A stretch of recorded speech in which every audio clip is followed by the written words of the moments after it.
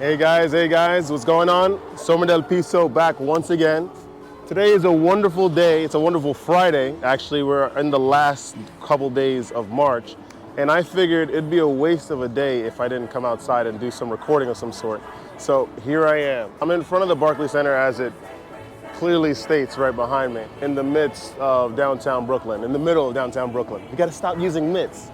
We can't be too predictable, you know? Earlier today, I was sort of taking care of myself, physically, just like doing a little shave here and there, balding my head. And I was sort of thinking about doing a semen retention video, but talking about something very, very interesting that a lot of us definitely have to deal with when we're on higher streaks, but none of us really talk about. So today I'm gonna talk about semen retention and the walk between the two worlds that inevitably come closer and closer and closer together in this practice the longer you go. And the worlds that I am referring to are the worlds of the physical, right? The material world, pop culture, beauty supplies, exercise, physical stuff, right? Physical reality stuff. And the bridging of the other realm, the spiritual realm, which is the realm of religion, right? Spirituality, new age, lighting candles, seances, burning witches. The reason why witches were burned at the stake. My thing is this video is supposed to harrow in on the people that have been on this practice for a very long time. We're talking about 2-month streak, 1 month at least, because again, the longer you are in this practice, the more you are accumulating God particles due to the refining of the things that you are ingesting in the body, air, water, food, and the more God particles you have, the more of a rejuvenation process that the body is going through, and the more revitalized that you'll be, and the more that you'll understand and feel what's really going on in this practice, what a lot of the long streak practitioners have been going through. The more you are on this practice, the more these two worlds are coming together, the physical reality and the spiritual reality that you are drawing due to the accumulation of God particles in your body from the practice. Usually when you are not on this practice, you're just operating on a basis level, as the Hindus call it, the Root Chakra, which is around the pelvic area. A lot of your experiences are just physical, a social activity, right? Where you're going to go meet up a friend, and this friend has a lot of other people that you don't necessarily know. And you're thinking, when you introduce yourselves, and they give you like this sort of weird response, they're not very excited to talk to you, or they respond to you in a lackluster way. You're sort of thinking, maybe it's because of how I smell, or maybe it's because everyone there has beanies and I wear a snapback. It's bigger than that. The idea is when you're on that, you're operating from that root chakra, when you're operating on a basis level, you're not really perceiving these sort of spiritual threads that are connected to you and the individuals that you are conversing with or coming into contact with.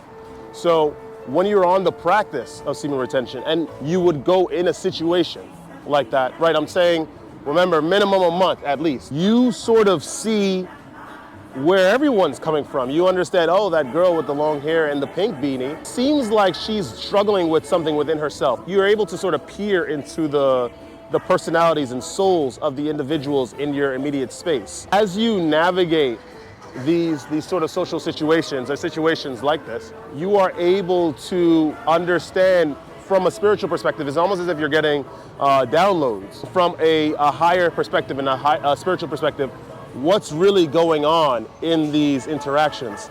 You see, it does get very, very difficult the longer you are in this practice, because the spiritual downloads that you are getting are very, very intense and accelerated. You start to sort of ponder a lot about the nature of a lot of things and how that relates to some of the physical aspects and some of the physical interactions that you have in this world. As you are maintaining the consistency of this practice, you're focused, you're not allowing any lewd material to sort of enter your subconscious, you are ultimately molding yourself to a higher frequency. You are drawing in the downloads from the higher realms, which are of inevitably a higher frequency, into a low frequency body, the physical world, the physical vessel, and all of the things that come with the physical vessel. Inevitably, there's going to be discord. Inevitably, there's going to be some sort of a conflict within the self. When you are on a transition, I agree with the 90-day period as a beginning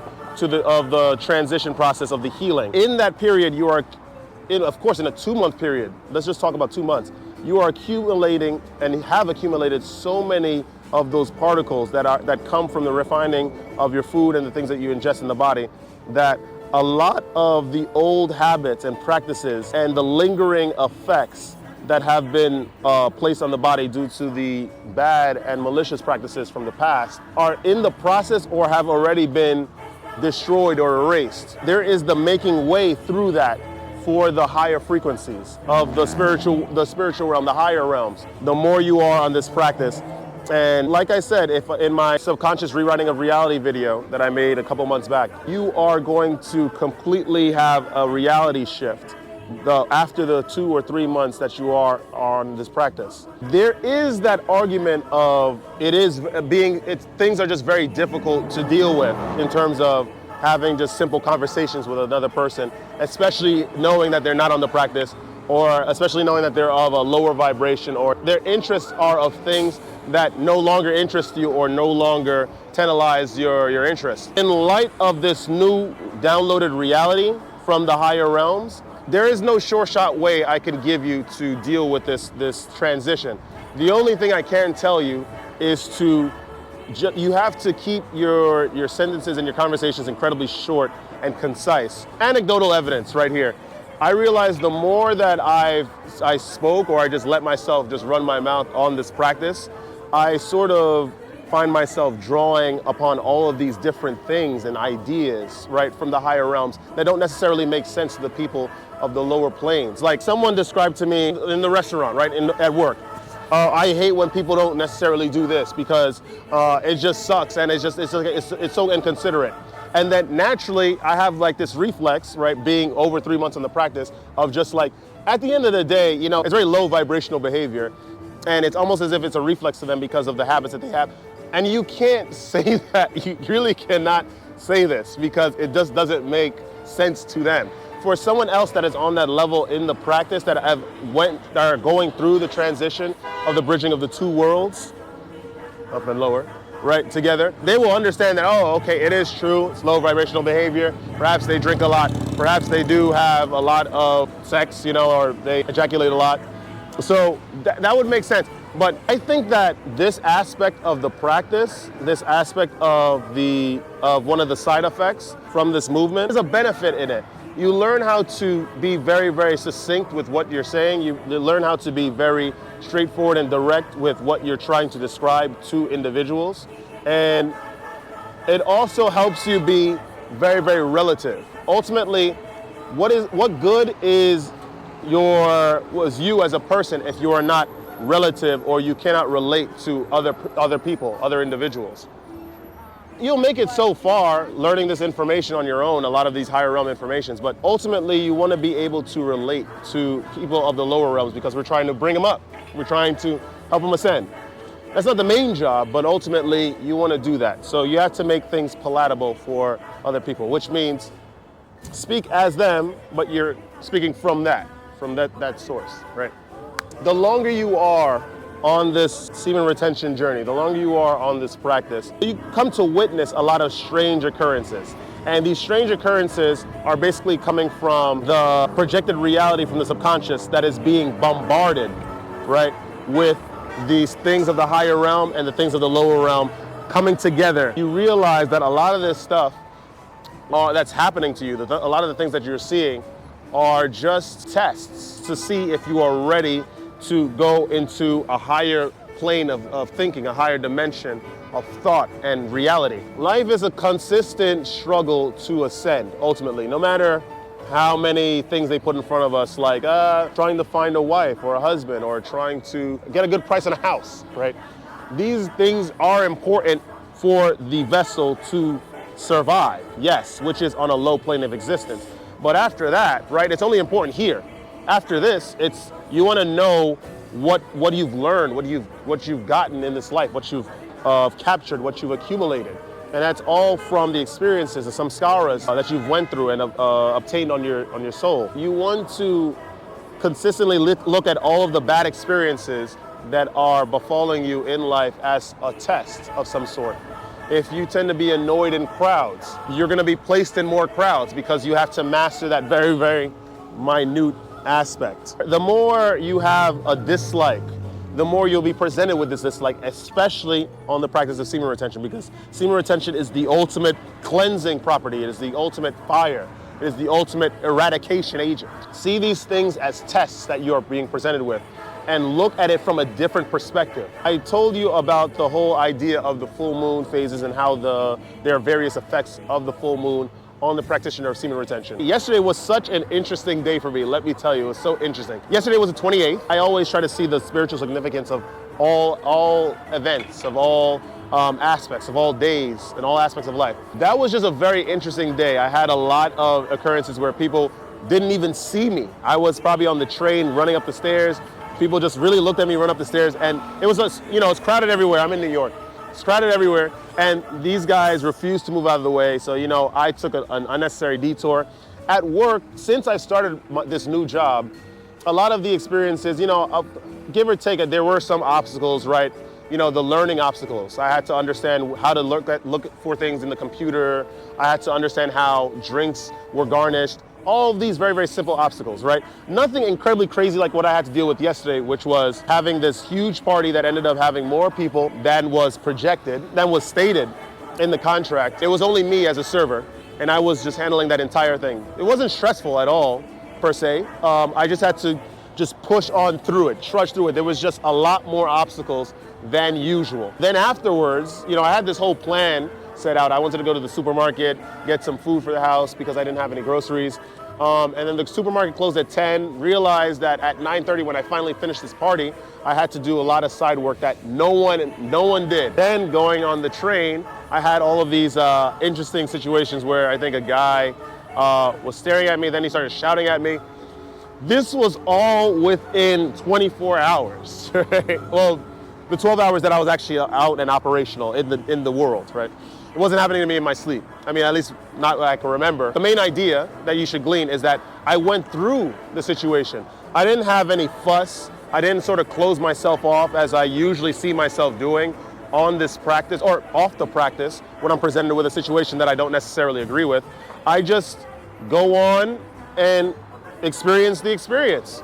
Because at the end of the day, it's something temporary, and I understand that I do have this rigid personality, which I know a lot of you guys do in order to sort of deal with what happens in this world. With that rigid property, I'm not really growing. I'm not really understanding anything. Just to tie it back in to the main idea of the video, that I understand that it is a bridging of the two worlds and this projected reality, this difficult, treacherous 28th day of March, is just simply a test that is given to me from the higher realms in order to show that I have truly triumphed, or am I worthy to ascend on this perpetual Jacob's ladder of ascension. Ultimately, I saw it as a test, and I just went through it in a very, very positive manner. And I think that on this practice, when you are 2 months in, it helps to do that. It helps to have an open mind. What I like to say about our rigid behaviors, right, in regards to this practice is that there's so many people in the world that are incredibly rigid. They're very, very hard and structured in the way that they see things, people, events, and just life in itself. It's almost as if a lot of people, even us included, we can't throw stones in a glass house. We're all guilty, especially being trapped here in this glass house.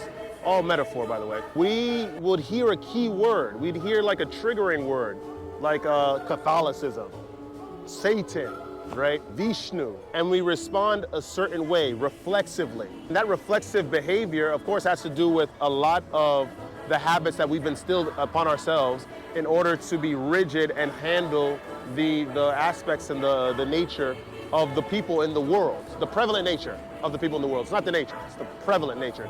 Because a lot of people are just acting like this. When you are on this practice, especially like I said, for a long time, the more those two worlds are coming together, the more that projected reality, right, from the subconscious that's consistently being rewritten, ripped apart, destroyed, torn, and sewed together ever so slowly, you are seeing this new reality of just tests. You are almost becoming much more insightful of the rigid emotions and mindsets that have gotten you to where you are. right, in the first place, and you seek to change those. My opinion about success in this world is going through and walking that very, very fine line, bridging the realities of the physical and the spiritual in your ascended vessel and consistently ascending vessel, and understanding the behaviors that are very, very prevalent and indicative of a lower nature, such as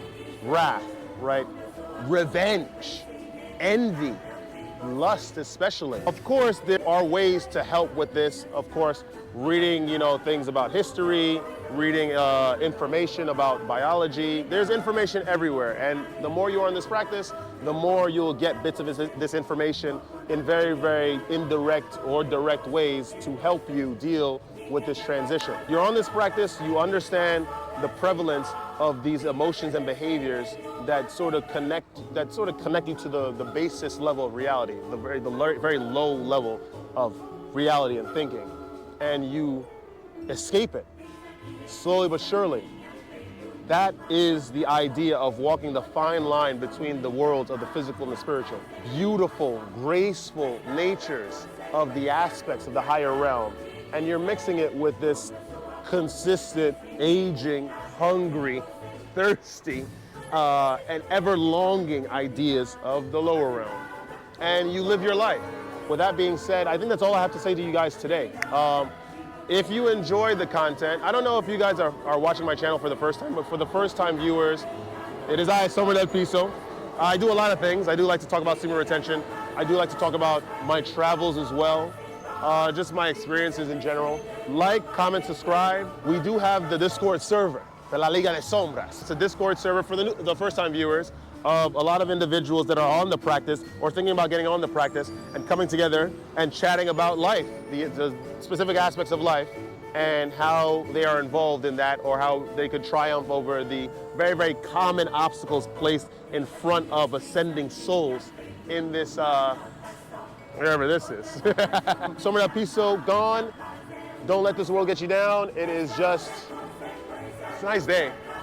Feel warm with the sun. My physical vessel is rejuvenating, right, slowly, but it is just a temporary thing, just meant to sort of usher my soul and all of the other souls that are interested in ascension, whether they're interested or not, through this tunnel of ultimately getting bonded with the monad. I have no idea, but I just know that this is temporary and unimportant. So just go through it and stay radiant. I'll see you guys in the next one.